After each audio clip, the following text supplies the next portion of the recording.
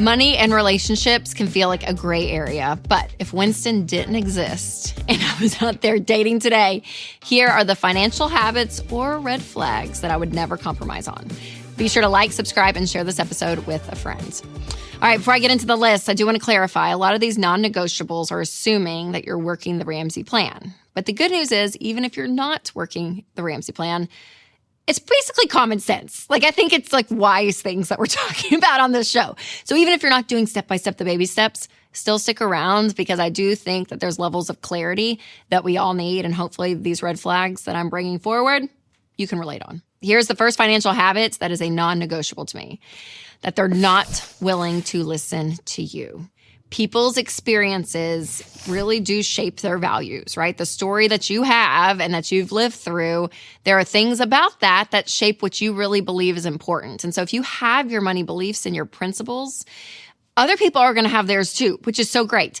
But if you guys can't go back and forth and listen and respectfully understand where the other person's at, then it's not worth the relationship.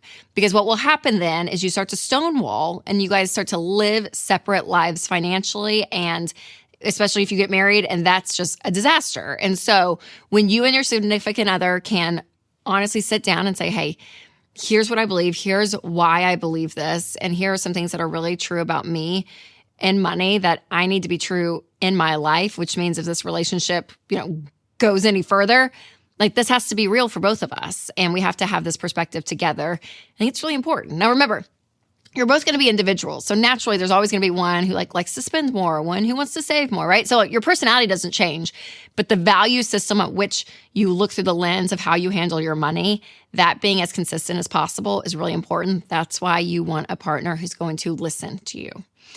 All right, financial red flag number 2, that they won't share anything about their personal finances. I don't like that. Now, I'm not saying on the first date you guys are talking through 401k numbers and all the things. No, because actually that's probably a gross indicator of that person. And you're like, oh. But the idea of a relationship is going the distance, right? That means that you are going to be sharing your lives together and you're going to want to know this person in and out, right? Everything about who they are, because that's the person you're going to continue to do this relationship with. And if they will not open up about money, if they won't talk about it and they're keeping it what feels very secretive or very private, that's a red flag for me.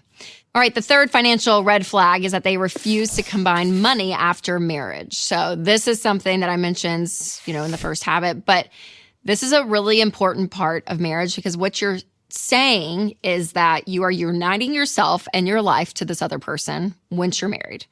And that's every part of your life. And if you choose to keep one of those parts separate, you're going to start to feel that distance. And it ends up being like your financial roommates versus a married couple working together. And it's like, well, he pays that bill, I pay this bill, and this.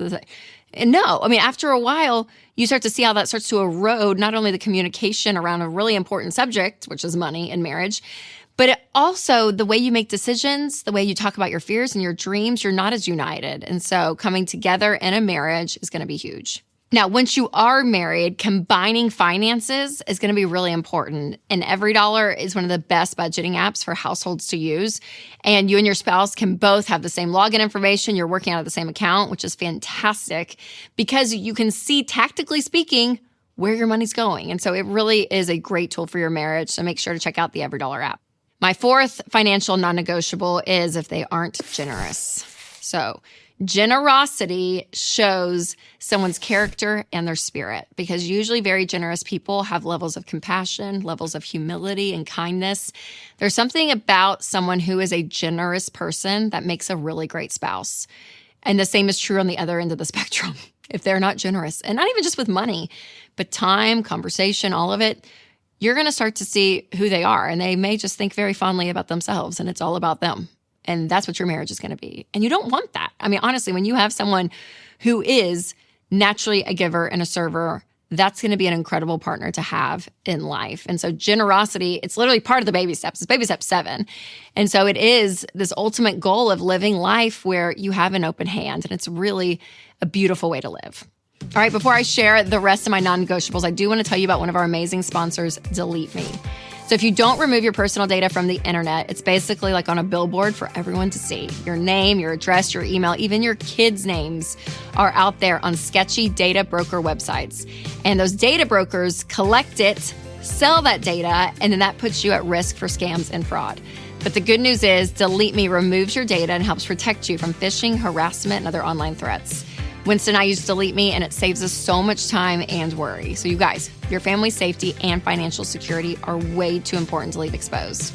So sign up for Delete Me and take control. Go to joindeleteme.com/Rachel for 20% off, bringing your monthly cost to under $9, or just click the link in the description. All right, financial red flag at number 5. They have a money-related addiction that they're not addressing. So obviously, all addictions need to be addressed 100%. But as we're looking at money, you want to be looking to see, okay, is there something that's very, very unhealthy and broken that they're continuing to medicate out of and they're not addressing it? That's the other thing, is if they're addressing something and they see this, which we all have weaknesses, by the way, but if they're not self-aware enough and they don't understand it or they don't address it or they get really defensive, major red flag. And again, this could be anything from getting like unreasonably excited about financial, quick hits of the day, like day trading. They're obsessed with sports betting, but they're drowning in debt. They're trying to do crypto. They're trying to do all these things to get rich quick. And there's all this stuff that you're starting to see. And it's that frantic energy that's around, probably worth a conversation. And there's really a difference between that fun and social once a year, like, oh yeah, we're going to do this, have fun. We're going to go to Vegas, have some fun. Maybe there's like a fantasy football participation once a year, right? Again, I'm talking about legitimate things and patterns in their life with money that are not being addressed. That's a red flag. Red flag number 6, I would never settle for that they are obsessed with status. So their goals have to be bigger than just a number in their bank account. Now, it's okay to prioritize financial peace and stability. I mean, that's what we talk about on the show all the time, 100%. But if that's all they're doing and their life literally revolves around what they make and how much they can get and what they can buy, and it's all of this constantly, I don't like that.